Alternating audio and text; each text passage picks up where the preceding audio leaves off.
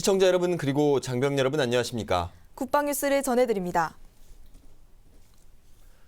정부가 메르스 관리대책본부장을 보건복지부 장관으로 격상하고 확산 방지를 위해 총력을 기울이기로 했습니다. 고위험 폐렴 환자는 전수조사를 실시하고 밀접 접촉자 중 50세 이상 만성질환자는 시설 격리할 방침입니다. 김지한 기자입니다. 정부가 중동호흡기 증후군, 메르스 확산 방지를 위해 국가보건 역량을 총동원하기로 했습니다. 2일 오전 최경환 국무총리 직무대행이 주재한 관계장관 회의에서는 메르스 관리대책본부장을 보건복지부 차관에서 장관으로 격상하고 더욱 강력한 대책을 추진하기로 했습니다. 우선 메르스 확진 환자와 접촉한 대상자 전체를 파악해 우선순위에 따라 평가 분류한 후 밀접 접촉자 중 50세 이상 만성질환자는 원칙적으로 시설 격리를 유도하기로 했습니다. 나머지 밀접 접촉자는 자가 격리화돼 매일 2차례씩 모니터링하고 연락이 안 될 경우 보건소 직원이 직접 방문 조사하기로 했습니다. 고위험 폐렴 환자에 대해선 병원 기반 중증 폐렴 감시 체계를 이용해 전수 조사하기로 했습니다. 의료기관 내 응급실이나 입원, 외래를 이용하는 원인 불명의 폐렴과 치료에 반응하지 않는 폐렴, 50세 이상 기저질환이 있는 폐렴 환자 등이 대상입니다. 메르스 확진 검사를 신속히 수행하기 위해 자가 진단이 가능한 대학병원이 희망하면 진단 시약을 제공하기로 했습니다. 중소의료기관의 경우 대형 임상검사센터를 활용해 확진검사 조기 진단 체계를 구축할 계획입니다. 정부는 메르스 감염이 특정 병원 내에서 집중적으로 발생한 것을 감안해 병원 또는 병동 자체를 격리하는 코호트 관리를 할 계획입니다. 한편 국방부도 메르스 관련 예방 활동과 준수 사항을 담은 지시 공문을 재차 발송하고 메르스 발생 지역인 평택과 오산, 수원 일대의 부대와 해당 지역 파견자들은 개인 위생 관리에 각별히 유의할 것을 당부했습니다. 국방뉴스 김지한입니다. 제88회 방위사업추진위원회가 2일 한민구 국방부 장관 주재로 열렸습니다. 이날 회의에서는 지휘소용 차량 체계 개발 기본계획 등 3건의 안건이 의결됐습니다. 올해부터 개발이 시작되는 지휘소용 차량은 오는 2018년까지 개발을 완료해 2019년 전력화될 예정입니다. 오상현 기자의 보도입니다. 보병부대의 작전 상황을 실시간으로 파악할 수 있고 이동하면서도 지휘 통제를 할 수 있는 지휘소용 차량이 올해는 2019년 전력화될 예정입니다. 한민구 국방부 장관 주재로 열린 제88회 방위사업추진위원회에서는 이 같은 내용의 지휘소용 차량 사업 체계개발 기본계획을 확정했습니다. 사업은 올해부터 2018년까지 정부와 업체가 공동으로 투자하고 업체가 주관이 돼 개발하는 방식으로 진행됩니다.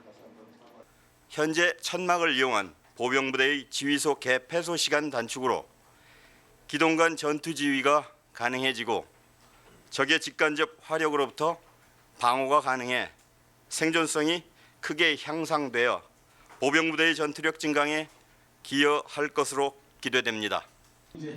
해군의 새로운 호위함 획득 사업도 승인했습니다. 내년부터 탐색 개발에 착수하는 울산급 배치3 사업은 현재 해군에서 운용 중인 노후화된 구형 호위함과 초기함을 대체하고 미래 해군력 운용 개념에 부합되는 우수한 호위함을 획득하는 사업입니다. 울산급 배치3 호위함이 도입되면 대함과 대공, 대잠 표적에 대한 탐지와 추적 능력이 크게 향상돼 다양한 해양 위협을 적시에 대응할 수 있을 것으로 기대됩니다. 이날 방사추위에서는 이와 함께 육군에서 장기간 운용 중인 대전차 유도무기 토우탄을 대체하기 위한 소형 무장 헬기 공대지 유도탄 사업의 체계개발 기본계획도 승인했습니다. 정부가 전액 투자해 국방과학연구소에서 연구개발하며 2022년까지 체계개발을 완료하고 2023년부터 양산해 전력화한다는 방침입니다. 새로운 공대지 유도탄이 개발되면 보다 정확히 목표를 탐지하고 추적해 대전차 정밀 공격 능력과 조종사의 생존성이 크게 향상될 것으로 기대됩니다. 국방뉴스 오상현입니다. 경남 지역 향토방위를 책임지고 있는 육군 39사단이 60여 년간의 창원 시대를 마감하고 6월부터 함안에 새 보금자리를 틉니다. 부대는 오는 4일까지 이전을 완료하고 8일부터 본격적인 함안 시대를 열어갑니다. 양희룬 기자의 보도입니다. 물자와 장비를 실은 군용 트럭들이 줄지어 부대를 빠져나옵니다. 육군 39사단의 부대 이전을 위한 이동. 부대는 지난 60여 년간 정들었던 창원 시대를 마감하고 함안으로 부대를 옮겨 새롭게 출발합니다. 지난 2012년 8월 첫 삽을 뜬 지 3년 만입니다. 부대 이전 사업은 기부대 양여 방식으로 추진됐습니다. 창원시가 부대 옛 부지를 양도받는 대신 함안군 군북면 소포리 일대에 병영시설과 주거복지시설, 교육훈련장을 지어 국방부에 기부 체납한 것입니다. 부대가 이전함에 따라 함안군은 지역 경제에 큰 활력을 띨 것으로 보입니다. 함안 군민들은 각종 현수막을 내걸고 부대 이전을 환영하고 있습니다. 한편 함안의 새 사단 사령부는 쾌적하고 현대화된 병영시설과 교육시설이 갖춰져 전투형 부대 육성에 매진할 수 있는 여건이 마련됐습니다.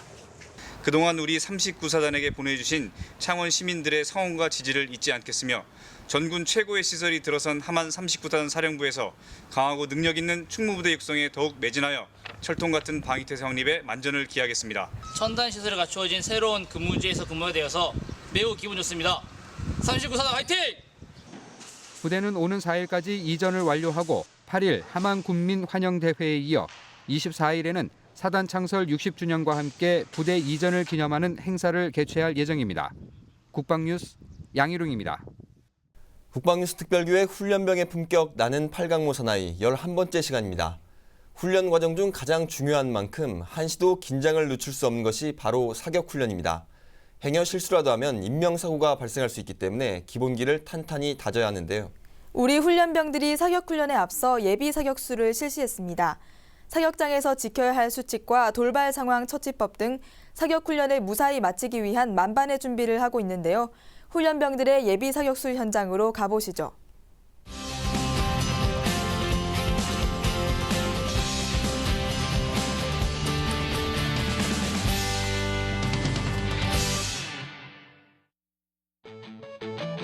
중앙 통제에서 요 구령을 내린다, 알겠냐?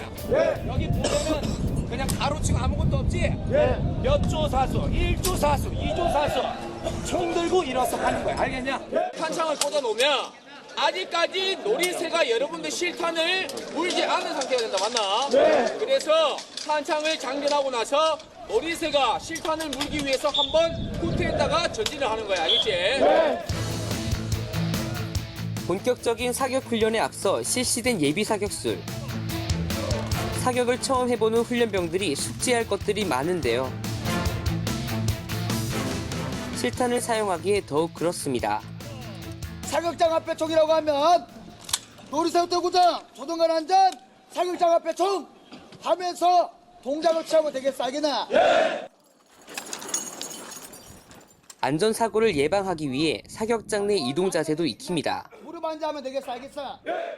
탄창을 사탄할 때는 병기를 들거나 내리고 드는 게 아니라 오른쪽으로 틀어서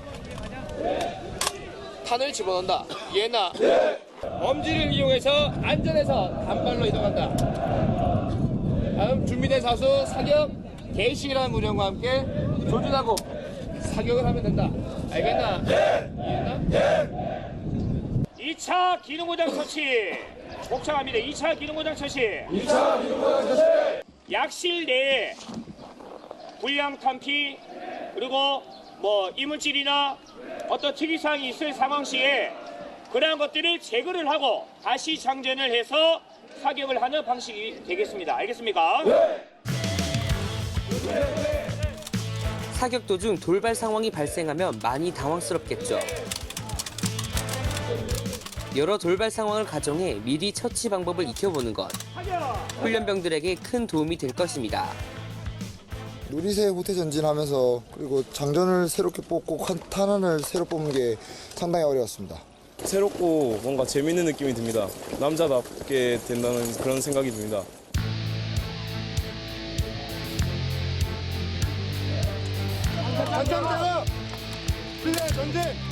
사격 시 필요한 동작과 자세를 평가받는 시간.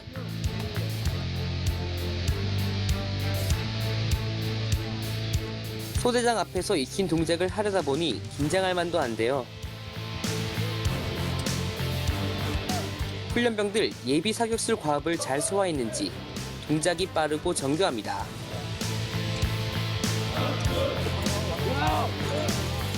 영점 사격을 앞두고 자신의 사격 순서를 확인해 봅니다.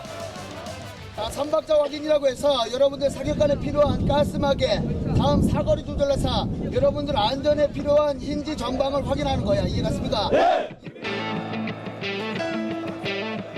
교육을 잘 받은 훈련병들이지만 소대장은 다시 한번 중요한 점들을 강조합니다.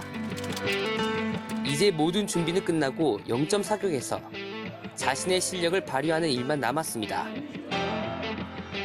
사격을 시작함과 동시에 마지막 순간까지 현재 여러분들 아무런 환자 없이 다침 없이 소대장을 다시 한번 알겠나?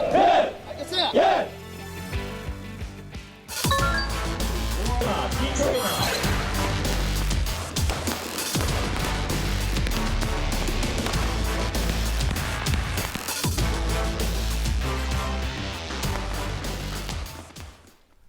유사시 유도미사일로 멀리 떨어진 목표물을 정확히 타격하기 위해서는 탐색기의 주파수 합성기에 공급되는 안정적인 기준 주파수 신호가 필요합니다.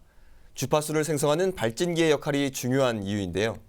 기술 개발이 까다로워 해외에서만 생산이 가능했다고 하는데 이를 국산화시킨 업체가 있습니다. 바로 주식회사 TNF인데요. 올해부터 본격적으로 양산될 예정입니다. 윤현수 기자가 취재했습니다. 주파수 발진기 진동 시험 영상입니다. 24시간 지속되는 떨림을 흡수하고 안정적인 주파수를 내보냅니다. 완만한 곡선으로 이어지는 규칙적인 그래프. 어떤 방해에도 주파수가 일정하게 유지되고 있다는 것을 의미합니다. 주파수가 중요한 건 유도미사일의 정확도와 밀접한 연관이 있기 때문. 주파수가 안정돼야 신호를 제대로 주고받을 수 있고 수백, 수천 킬로미터 밖 목표물을 정확히 타격할 수 있습니다.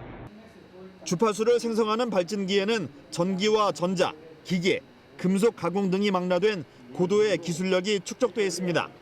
주파수 발생 장치는 우리가 미사일이라는 것은 이제 발사를 하고 나면 발사 시점의 어떤 충격이라든가 비행 도중에 어떤 진동을 강하게 받는 그런 악조건이 있는 거죠. 그런 상황에서 정확한 주파수를 발생시켜야 되기 때문에 이게 굉장히 좀 까다로운 그런 핵심 부품이 되겠습니다.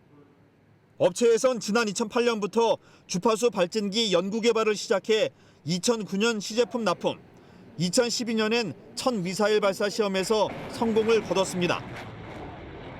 주중과 주말, 밤낮 구분 없는 연구, 수많은 시행착오를 거쳐 불과 4년여 만에 기술을 개발한 겁니다. 개발이 어렵고 해외 부품을 따라갈 수 없을 것이라는 고정관념을 깬 성과이기도 합니다. 내구성과 환경시험, 가혹 조건 등 군 요구도를 통과하고 올해부터 본격적인 양산에 들어갑니다. 군 운용 과정에서 운용의 어떤 신속성이라든가 유용성이라든가 그런 정비성의 그런 것들이 국산으로 각 업체에서 개발을 해서 있어야지만 이게 신속한 대응이 되는 거지. 아까 같이 테맥스라든가 그런 어떤 해외에 의존하다 보면 잘 수리품 들어오지도 않고 원인 파악도 잘 안 되고 그렇기 때문에 저희들은 굉장히 중요한 역할을 담당하고 있다고 생각을 합니다. 현재 유도무기용 주파수 발진기를 생산할 수 있는 기업은 국내의 주식회사 TNF뿐. 부품 국산화를 위한 지속적인 혁신과 노력으로 한 단계 한 단계 도약할 것이라고 밝혔습니다. 저희들 나름대로 세계적으로 어디에 내놔도 빠지지 않는 그런 우수한 핵심 부품들을 개발해서 국가의 어떤 방위 산업에 이익을 담당할 수 있도록 그렇게 노력을 할 계획이고. 주파수 발진기 부문에서 수준 높은 기술력을 보유하고 있는 주식회사 TNF. 대한민국을 대표하는 방산 부품 기업으로 성장하길 기대합니다. 국방뉴스 윤여수입니다. 영영의 바람이 분다. 훈훈한 사랑의 바람이 영영의 사랑이 온다. 너와 나를 이어주는 사랑이 사랑해요. 우리들의 병영에 부는 따뜻한 사랑의 이야기 사랑의 군. 따뜻한 병영문화 만들기 프로젝트 사랑의 군입니다. 지난주에는 해군 3함대 장병들의 따뜻한 나눔 이야기 전해드렸는데요. 이번 시간에는 육군 1기감 여단 정재용 중사의 나눔 실천 이야기를 소개합니다. 정재용 중사는 최근 조혈모 세포를 기증했는데요. 기증 절차는 간단하지만 막상 행동으로 실천하기가 참 힘듭니다. 그는 자신의 작은 실천이 누군가에겐 큰 희망이라는 것을 잘 알고 있는데요. 지금부터 정재용 중사의 생명 나눔 이야기 만나보시죠.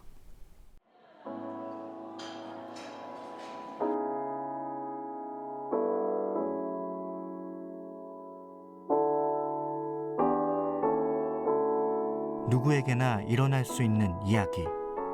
작은 용기로 빚어낸 소중한 생명의 울림을 소개합니다.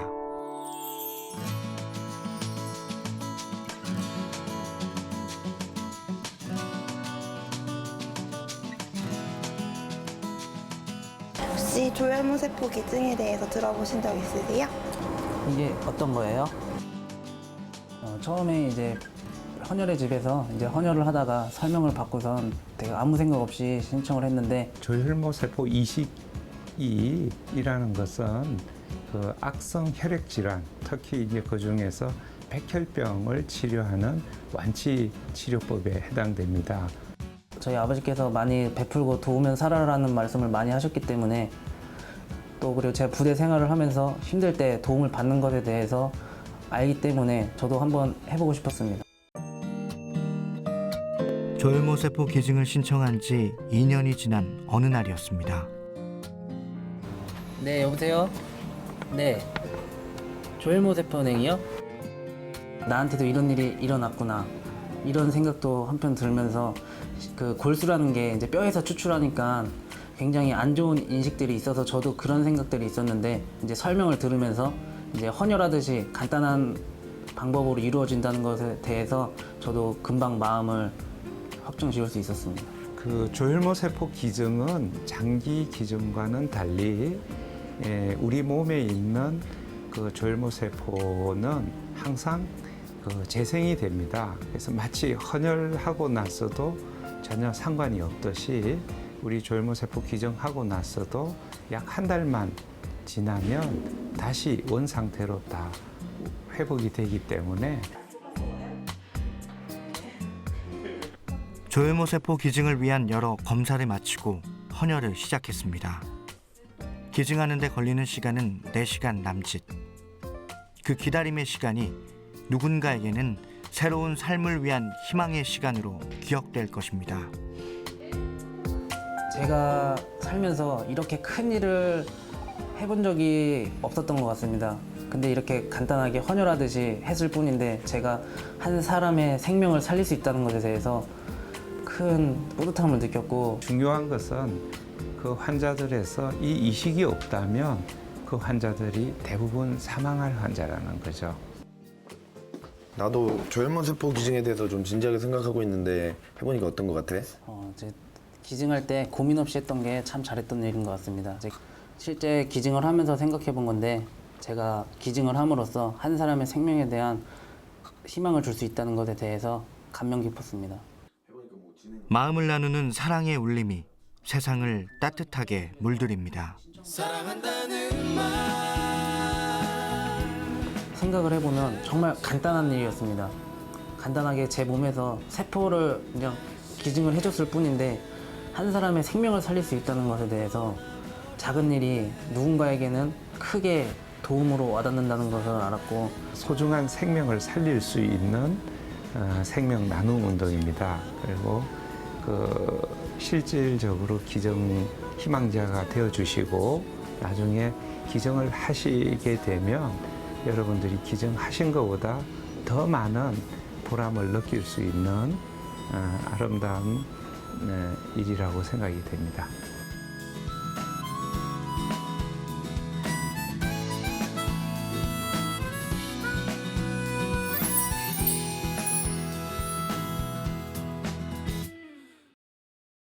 국방부가 메르스의 국내 유입과 확산을 원천 차단하기 위해 총력을 다하고 있습니다.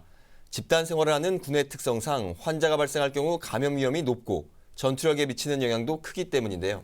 우리 장병들 역시 손 씻기를 비롯한 개인 위생 관리를 철저히 하는 것은 물론 야외 활동 시에는 가급적 마스크를 착용하고 의심 증상이 있을 경우 신속하게 조치받는 등 사전 예방에 각별히 힘써주길 바랍니다. 국방뉴스를 마칩니다. 시청해주신 여러분 고맙습니다.